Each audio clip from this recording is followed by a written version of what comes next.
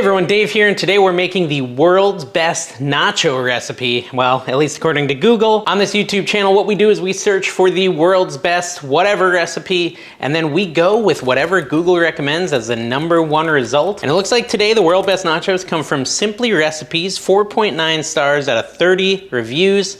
We're gonna try this out. We're gonna cook it. We're gonna taste test it, and we're gonna decide if it really is the world's best recipe for nachos. It looks pretty good, so I'm kind of excited about it. Follow along with me and let's see what we get. Okay, so there's a bunch of ingredients, so we're gonna roll through them really quick. I'm actually not sure what this one's for. Vegetable oil. Oh, maybe it's for cooking the ground beef. We also have shredded cheddar cheese, shredded Colby cheese, Colby Jack, cilantro, jalapenos, granulated onion, and granulated garlic, which apparently is different than powdered. Just a slightly different grain size, I guess. And they only had this giant thing, so I've got a lifetime supply. Very exciting. Some black pepper, salt, gotta have salt. Refried beans in a can, not something I've ever bought before in my life, but hey, it's first time for everything. And let's see, we've got chili powder, cumin, ground, oregano leaves dried, baking powder, I don't think that we need that. I think I grabbed that by accident. And of course, some chips, gotta have chips. It also calls for pico de gallo. De gallo? I don't know how to say that. We ordered that. We did a Walmart pickup or whatever, and they sent us this, and this is not pico de gallo. This is just salsa. So I guess we're gonna do without the pico, but pico is just little tomatoes and onions and stuff like that. So, I mean, we could try to make our own pico if we wanna be really crazy. I don't think I want to, but we could. We're gonna kind of do this in phases. According to the recipe, you're supposed to start off by making the taco spice blend, and that means combine all the spices, and it's got a list up above, and it says chili powder through cayenne pepper. So we're gonna combine that all into this bowl, and I'm not quite sure where it goes probably in with the beef, but we'll see in a minute. Oh, we also need cayenne pepper, which I don't think I have out. Here it is. You gotta be careful with cayenne pepper though, because it makes things spicy really fast. All right, so let's get some measuring implements. I mean, so that should be, actually, you know what? I'm gonna do the Dave thing. I'm gonna get an extra plate or something, because that will allow me to, if I overflow, I don't make a mess on the table. So let's start off with chili powder. These are all brand new, so I'm gonna have to open each one. I will say I am not a professional cook. I say that in every episode. Do not try this at home, blah, blah, blah. No. You can try that. You can try to cook this at home, but just don't expect me to have masterful chef type skills. I do my best, but this is really just exploring the recipes that we find on the internet and seeing if they're really as good as Google thinks they are. So first off, we're adding chili powder. We're adding 2 tablespoons of chili powder to be precise, which is quite a bit of chili powder, but you know, it's a lot of ground beef and all that, so. All right, now we're gonna actually try to save the extra chili powder, like some sort of fancy person. Put the lid back on. Okay, and then we need 1.5 teaspoons of salt. Oh, let me see if I can find a teaspoon. So nachos, I mean, listen, a lot of times if I'm gonna have nachos, I mean, this is the kind of like low quality food I'm willing to eat. Salt we need to add next, which is 1.5 teaspoons. Here's 1.5. And so, there you go. Generally, I'm okay with, when it comes to nachos, just putting some chips on a plate, melting some Velveeta on it, and just eating the Velveeta nachos like that, like no salsa or anything. Kind of a crazy person. Does that even count as nachos? I'm sure nobody who like is a foodie would ever call that nachos. They would just call it gross. But hey, listen, I think Velveeta is underrated. You know, that's my personal opinion. We should do like a whole series on Velveeta recipes. All right, now we're adding this granulated garlic. I'm fairly confident you could just use powdered garlic, but I was trying to follow the recipe to the T, and then Walmart screwed it up and didn't get us the right pico. But that's okay. We're still okay. What I'm doing, so this is what I do because I'm kind of ADD, and I just like jump around mentally and stuff. So for me, it's easiest if I have like sides when I'm doing something like this. So I'll have, this stuff is the undone, the unadded spices, and then on the left here, my left, your right, I put all my ones that I've already added. That just helps me avoid double adding, because I have had that happen before. So basically we're doing a teaspoon at a time. We did a teaspoon of the granulated garlic. Now we're doing a teaspoon of the granulated onion, which is what that is. And then, like I said, I put it over here to know I already did that one. And up next, we're gonna do the cumin, which is another teaspoon. Now, not everything was a teaspoon. The salt and the chili powder were more than a teaspoon. Every now and then these are hard to open. Okay, so let me get a teaspoon of cumin. There we go. And I hear my cat meowing. I don't know why. Sometimes our cat meows. And then what do we need? A half teaspoon of dried oregano, which is this stuff right here. It's like, you know, little leaves of oregano. Put this in like a pasta sauce too. I've done that before. I do like making homemade pasta sauce. That could be a video. World's best homemade pasta sauce. Let me know, guys, what kind of videos do you want to see me make? world's best recipes. I try to make it simple so you can follow along at home, even if you're not a professional chef. And I try not to go so fast. A lot of the videos I watch, they go so fast that I have to rewind and rewatch like a million times, which I guess is better for their YouTube channel, but it's annoying as a viewer. All right, so I'm supposed to add a 1/4 teaspoon of black pepper, and I can't find my quarters. Oh, it's right here. Oh, I must have pulled it out for this purpose. My mind. 1/4 teaspoon of black pepper, and honestly, this is kind of thick, coarse ground pepper, and you probably don't need coarse ground. You could probably just use normal pepper. But that's all I have, so that's what we're using. And then a pinch of cayenne pepper. And so this is a cayenne. Oops, got it on my finger here. A little pinch. I'm not gonna go crazy because I don't like, well, a little more than that, come on. There we go, pinch of cayenne. And then, that's not, I don't know, where did that come from? Oh man, okay, so all these spices are used. I'm gonna move them out of my way so I just don't use them again. So like I said, we're kind of doing this in phases. First, we're mixing all the spices, and that's gonna be all our spices together. We've just measured them out and they're ready to be used. Let me clear off this counter just a little bit and we'll move on to step 2. I've had a run of luck. The last couple recipes I've cooked were all really, really good. World's best, you'll have to tune in to find out. Maybe they were, maybe they weren't, but I don't know. I think it's going well, these last couple of recipes. So we're gonna see what happens with this one. Step 1 was preheat oven to 350. We forgot to do that, typical Dave. All right, so now the oven is preheated, sorry about that. Okay, step 2 was make the taco spice blend. We've done that. Step 3 is make the beef and bean topping. So we've got our beans, that's gonna be part of the topping. We're gonna see what it says. Okay, so it looks like we're gonna move over to there, meaning the stove, and on medium heat, we're going to cook the ground beef. Okay. I guess I'll just use my normal pan. All right, so here we are at the stove and it's time to get cooking. And so let's take a look at our recipe again. All right, so it says heat vegetable oil on medium high until it starts to shimmer. So we're just gonna add a little vegetable oil. I think it was like a tablespoon, but I'm just gonna add a random amount because I'm just a cowboy like that. Ooh, I've had this on for a minute because I was getting my camera set up. So it's already super duper hot, so we probably don't need to wait long. But it says to heat it until it begins to shimmer, then add the ground beef to the pan, like so. Oh, nice and hot. And we're coming in hot because the pan is hot, so I'm gonna quickly break this up, and the pan is going to cool down because it's got the cold meat on it, so it'll chill in a minute. Flip this over. I mean, it was hot. That's a good way to get a sear on your steak like that. All right, so we've got that in there. Now that we have that cooking, we're gonna add that spice mixture. So as you remember, we combined all the spices in the bowl. We're gonna quickly add that to the ground beef and really add some flavor. I'm excited about this. It smells really good. I wish you had a smell-o-vision. It's smell-o-vision. Okay, so we add all those spices and we mix it up in there and we cook this ground beef. We want the ground beef to have no more pink or red, I would assume. I mean, I know some people eat it tartare where it's raw, but that ain't for me. It definitely ain't for my nachos. So just mix it up. I'm not using my metal fork, although a lot of times I do and people get mad. I'm using an actual spatula this time. So I'm just like, you know, trying to separate out all the beef. So it's kind of funny. The recipe says cook the beef for 8 minutes until all the pink is gone. But because my pan was so hot, it like flash cooked it. And this stuff is almost done a minute later, so that's funny. We'll keep doing it though, because there's still a bit of pink in there, and so I'm gonna break it all up with the spatula, make sure we don't have any of that pink left. The next step is gonna be to drain out this grease, which I think you can do or not do, it's your call. I do it because, you know, the recipe calls for it, and so that's what we're gonna do. I can't believe how fast that cooked, that was crazy. It does say to use 80-20 ground beef, I think, which is what I use for burgers too. It's a little fattier. Fat sometimes means flavor, you know, I've heard that. Have you heard that? This is like done in 3 minutes. So our next step is to drain the grease in a colander. This is a colander here. And so we'll take it over to the sink and we'll just pour it. Here, you know what, I can adjust my camera, sort of. And you can see, kind of. I mean, my only concern is that all that flavor in the meat, I don't want to drain that. Oh well though, that's what it says, so we're gonna do it. So we're gonna take this over here, and let's see, can you see me? Yeah, kind of. We're just putting it through here. All that fat's gonna drip out the bottom. See all that fat? So much of the spice goes too though that I don't love.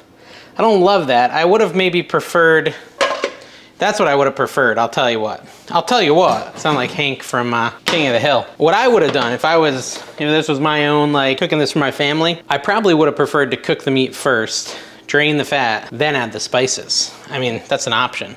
Okay, let's see what, before we put it back on the heat, I've got it off the heat right now. I wanna see the next step because I don't wanna get ahead of myself. Okay, so it says return, okay, it says add refried beans and water and heat the mixture until the beans are smooth. So how much water do we need? 1/4 cup of water. So let me get a 1/4 cup of water ready.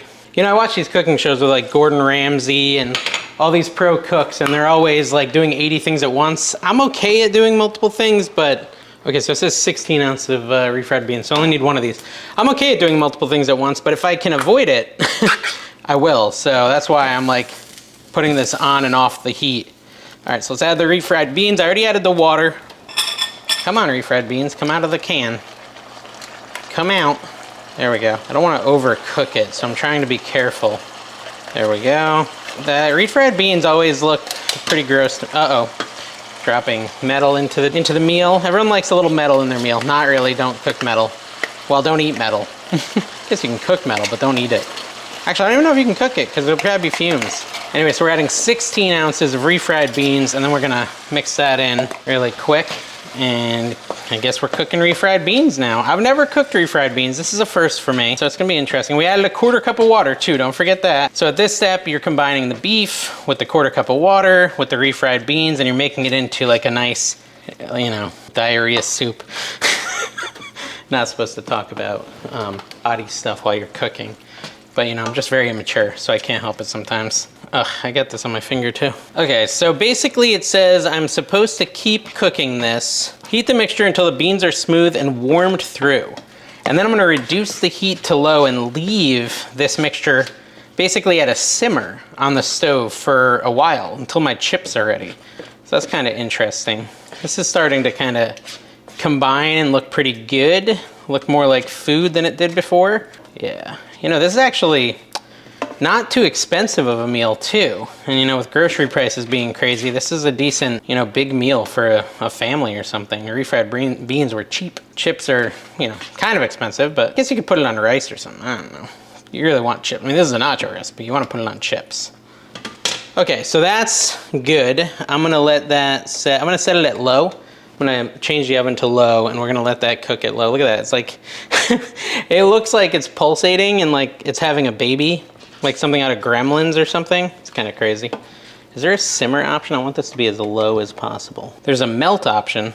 I don't know what that means. Okay, so next step is kind of an odd one. You're supposed to toast the chips. You're supposed to put them on your tray and then put them in the oven at 350 to toast for 5 minutes. I've never done this before prior to adding the toppings, but we're gonna try it. This is like my biggest pan I have, and I wanna use my biggest one, but this one's like kinda old and worse for wear, and so I always put foil on it because it has rust. I don't really wanna eat the rust, so I always foil it up before I cook on it. I guess I could just get a bigger pan at the store or something, but I don't know. It always seems to be fine. So this is what we're doing. All right, so I got this nice foiled pan. It's like brand new. Oh, and we're gonna take our chips and we're gonna layer them on here, onto the pan. And I don't know, let me just dump them. Spread them apart a little. And then we'll cook them for, I think it said 4 to 5 minutes. This step feels unnecessary, I'll be honest, but we're following it. It says to use a 13 by 8 inch platter or sheet pan. I think cookie sheet pan, same thing, right? Is this still staying warm? Yeah, it is. So I've got this stuff just sitting on the stove, staying warm while we heat up these chips. Okay, so while that happens, we're gonna get the cheese ready. Basically 2 cups of cheddar, 2 cups of Colby Jack.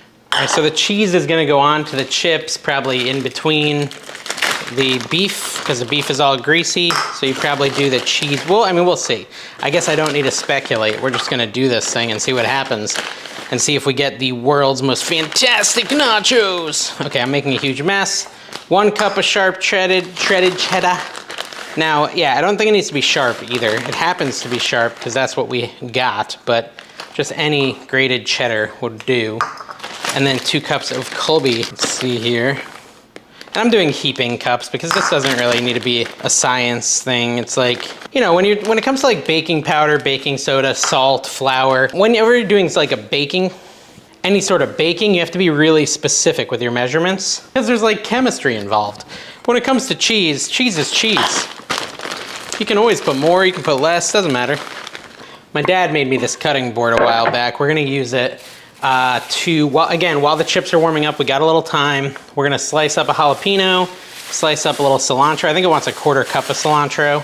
Let me wash them and I'll be right back. And I'll take the seeds out of the jalapeno because I don't like super spicy food. But yeah, let's chop up the cilantro. That's gonna go on top probably at the very end.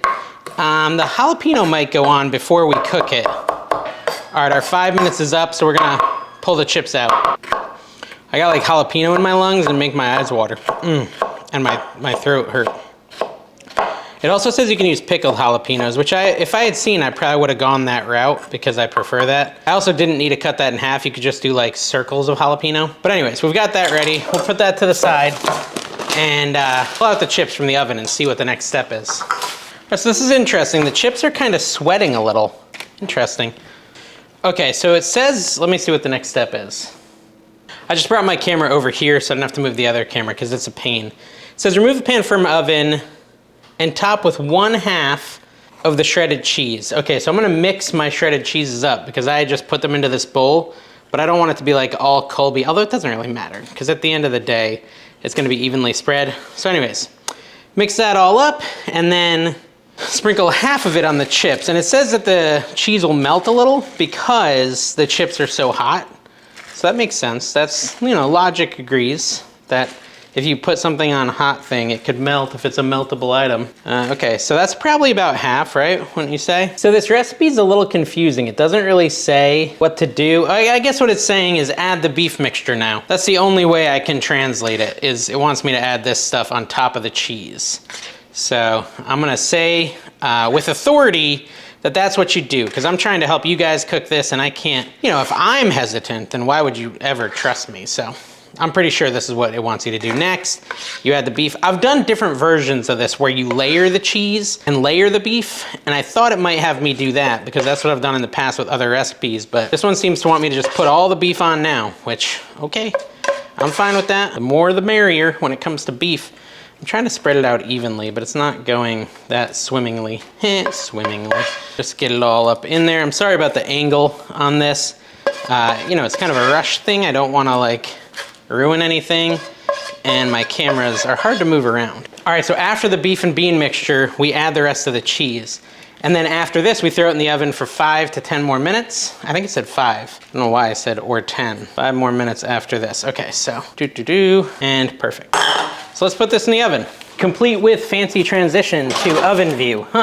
Be cool to put a camera in the oven so you can actually see me, like see from the oven's perspective. All right, so 5 more minutes, let me set my timer. Now I'm doing this a weird way where it's kind of like rushed, but okay, so they have infinite optional toppings for these nachos. Actually, infinite's not the correct word because infinite would imply an endless amount, but there's not endless, but there's a lot.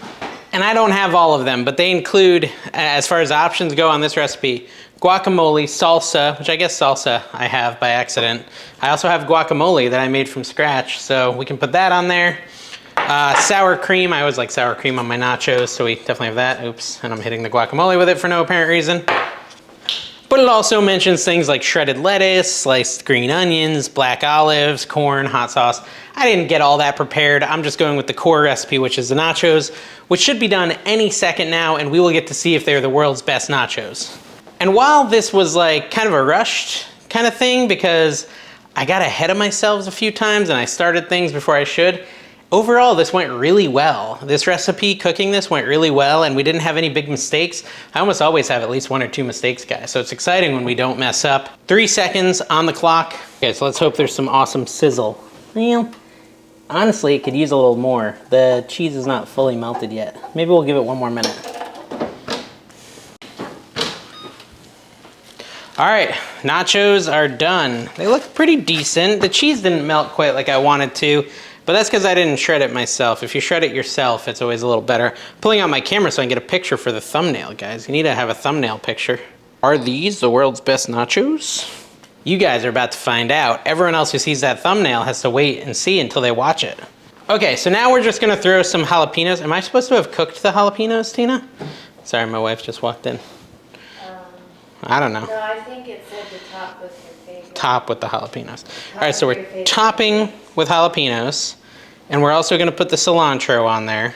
That's gonna be a better picture. I should have waited a minute. And then we can put the salsa. Maybe I could strain the salsa so it's not wet. A little cilantro on there. I mean, everyone in my family likes cilantro. I know there's some haters, but not in my family. Yeah, we need some color. We need a pop of color. We're gonna add some salsa, but we're gonna see if we can find a way to make it less watery because I don't want it to make everyone's chips soggy.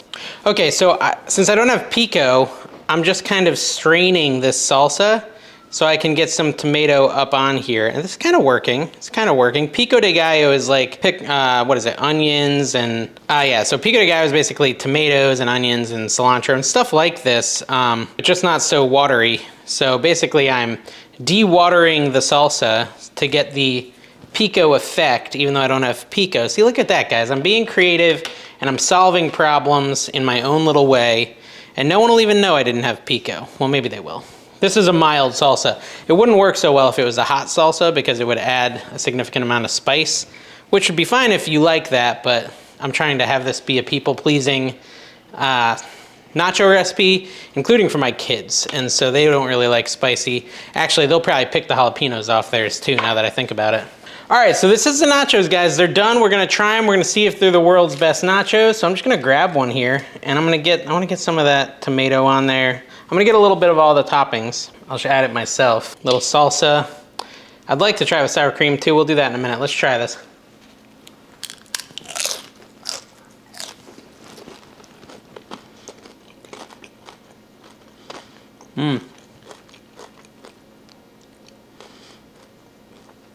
Wow. I really like that beef topping with the beans on it. That is really good. That's better than any topping I've made on a nacho for sure. I've done some just ground beef, but never with the refried beans. They're taking it to the next level.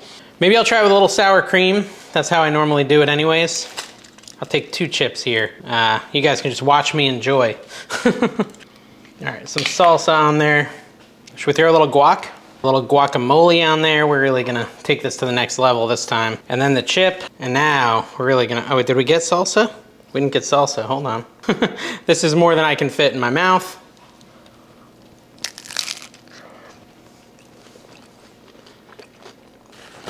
These are fantastic nachos. I need to stop recording so I can eat the rest of them because I love them. I would say they're excellent. I'd give them a 10 out of 10. I got no complaints at all. Yeah, so try these, guys. Make sure you try these nachos. World's best nachos. I'm saying yes. Thank you for watching. Make sure you subscribe. Let me know down below what I should try next. We'll see you next time.